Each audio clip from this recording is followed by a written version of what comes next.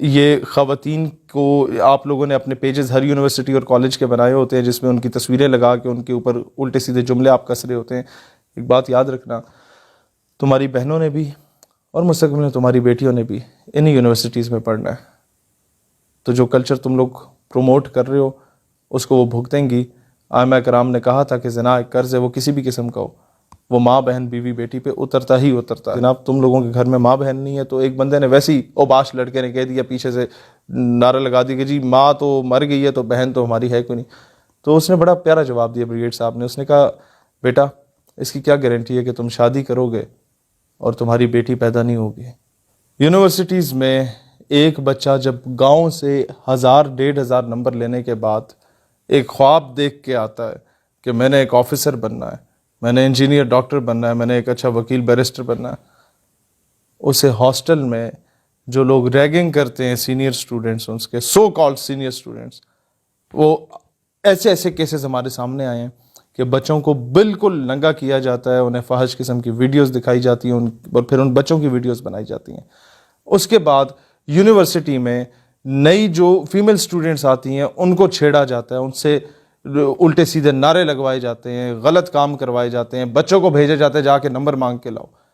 سب سے پہلی بات، اس کا سلوشن میں اس کی طرف بعد میں آؤں گا، لیکن پہلی بات میں بتا رہا ہوں کہ یار یہ جو بچے 1000-1500 نمبر لے کے سرکاری اسکولوں سے پڑھ کے آتے ہیں نا، انہوں نے یہ ویسے شہر نہیں پہنچ جاتے.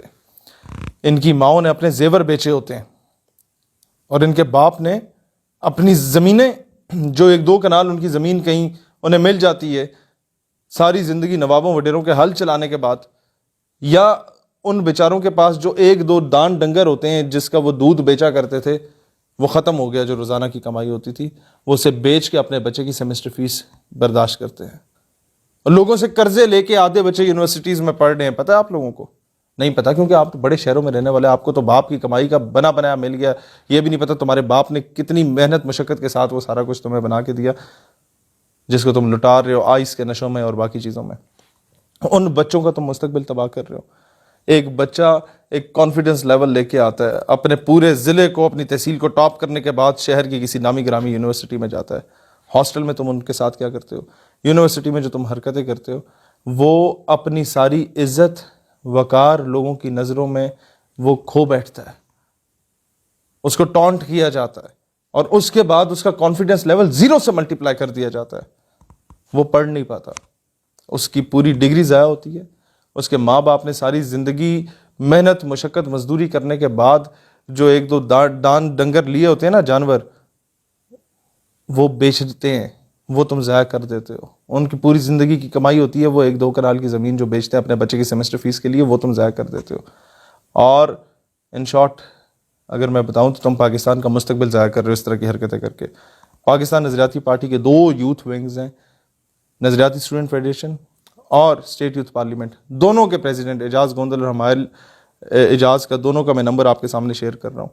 پاکستان کے تمام کالجز اور یونیورسٹیز میں انشاءاللہ تعالی ہم لوگ اینٹی ریگنگ سیل بنا رہے ہیں، اور آپ ان سے رابطے میں رہیے گا. جہاں پر کوئی ایسی ایکٹیویٹی ہو رہی ہو، جہاں پر نشہ آور چیزیں فراہم کی جا رہی ہوں اس کے ثبوت ویڈیو ایویڈنس کے ساتھ، جہاں پر کسی قسم کی ان ہیومن قسم کی جو ریگنگ ہو رہی ہو اس کے ثبوت آپ دیں. انشاءاللہ تعالی یہ کام ہم لوگ کروائیں گے. اور سب سے پہلے تو ہماری ٹیمیں جا کے HEC میں ملیں گی، چیئرمین HEC کے ساتھ. اس کے بعد Pindi board, Sargodha board, Gujranwala board, پھر گلگت بورڈ، یہ تمام KP بورڈ، ان سب کے جو ڈائریکٹرز ہیں ان کو جا کے ملیں گے کہ آپ نوٹیفیکیشن جاری کریں کہ کسی کالج یونیورسٹی میں انتظامیہ خود دیکھے گی کہ ریگنگ نہ ہو. ہاسٹلز کی سرویلنس خود کی جائے گی اور ہماری ٹیمیں جا کے بھی کریں گی ساتھ ساتھ. یہ چیزوں کو ہم لوگوں نے روکنا ہے. سب سے پہلے انتظامیہ سے رکوانا ہے، اور اگر اس میں انتظامیہ فیل ہوتی ہے تو ہم لوگوں کی ٹیمیں خود جا کے روکیں گی. پاکستان کا مستقبل تباہ نہیں ہونے دینا ہم لوگوں نے. دوسری چیز آپ کے سامنے رکھنا چاہتا ہوں، پاکستان کی یونیورسٹیز اور کالجز کے اندر ایتھیزم کو، لادینیت کو، دیریہ پن کو پروموٹ کرنے کی پوری سازش، پورا جال پھیلایا جا رہا ہے. اس کے لیے کاؤنٹر ایتھیزم کے کورسز انشاءاللہ تعالی ہم لوگوں نے مدارس میں شروع کرانے کے لیے تمام مدارس کے بورڈ سے بھی ملنا شروع کر دیا ہے. یونیورسٹیز میں بھی انشاءاللہ تعالی ہم لوگ یہ شروع کروائیں گے. لیکن اس کو بھی، اور اس کے بعد کراچی کے ایک ادارے کی ہمارے پاس کمپلین آئی کہ وہاں پر ہومو سیکشولیٹی کو پروموٹ کرنے کے لیے ایک بڑا گھٹیا قسم کا ایونٹ کرایا گیا جہاں پر کچھ بچوں اور بچیوں نے اپنے ماں باپ کی تربیت کا مظاہرہ کیا تھا. اب اس چیز پہ جب بھی اس طرح کا کوئی ایونٹ ہو رہا ہو، ایونٹ کے بعد ہمیں ویڈیو نہیں چاہیے. ایونٹ سے پہلے آپ نے ان دونوں ہمارے جو یوتھ لیڈرز ہیں، دونوں ہمارے سیٹ اپس چلا رہے ہیں، ان سے رابطہ کرنا ہے، ان کو ڈیٹیلز بھیجنی ہے. اس کی گارنٹی میں دیتا ہوں کہ ایونٹ ہم رکوائیں گے انشاءاللہ تعالی.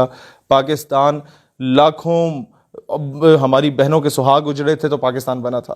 ہماری لاکھوں بیٹیاں مسلمان مائیں ابھی بھی وہاں پر کفار کے گھروں میں ان کا مذہب جو ہے نا اپنے اوپر اوڑھ کے وہاں پر بیٹھی ہوئی ہیں اور کہتی ہیں آج بھی اگر ہم لوگ چھپ چھپا کے ہمارے بچے بیمار ہوتے ہیں تو اول و آخر تسبیح پہ دروشی پڑھ کے پاکستان پاکستان پڑھ کے جب بچوں پہ پھونکتی ہیں تو اللہ تعالیٰ انہیں شفا عطا کرتا ہے. وہ ان بہنوں ماؤں کی قربانیوں کے بعد پاکستان بنا.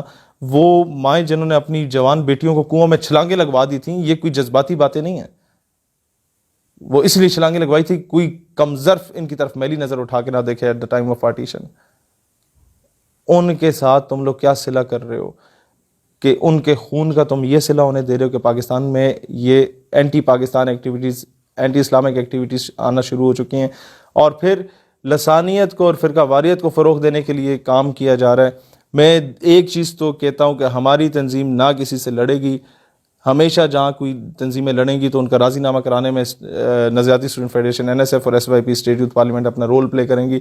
اور دوسری طرف میں ان کو بھی انسٹرکٹ کرتا ہوں، ہمارے تمام ذمہ داران جتنے بھی ہیں پورے پاکستان میں، تمام کالجز اور یونیورسٹیز میں آج سے آپ لوگ لیٹرز ایشو کرنا شروع کر دیں، ان کو جا کے اپلیکیشنز دینا انتظامیہ کو شروع کر دیں، اور آپ لوگوں نے نظریہ پاکستان سیمینارز کرانا شروع کر دینے ہیں. جو پاکستان کو دوبارہ یونٹی کی ضرورت ہے. یہاں مہاجر، سندھی، بلوچی، پنجابی، پٹھان، کشمیری، بلتستانی کی تفریق نہیں ہونی چاہیے. سب ایک پلیٹ فارم پہ آنے کی ضرورت ہے. اس سے دوبارہ قوم بنائیں گے انشاءاللہ تعالی ہم لوگ.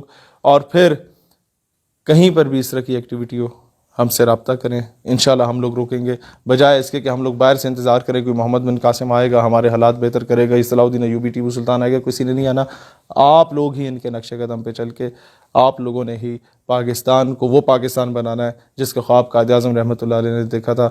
ہم اور دوسری چیز میں ایک اور اینڈ پہ بتانا چاہتا ہوں، جو لوگ یہ خواتین کو آپ لوگوں نے اپنے پیجز ہر یونیورسٹی اور کالج کے بنائے ہوتے ہیں جس میں ان کی تصویریں لگا کے ان کے اوپر الٹے سیدھے جملے آپ کس رہے ہوتے ہیں، ایک بات یاد رکھنا، تمہاری بہنوں نے بھی اور مستقبل میں تمہاری بیٹیوں نے بھی انہی یونیورسٹیز میں پڑھنا ہے.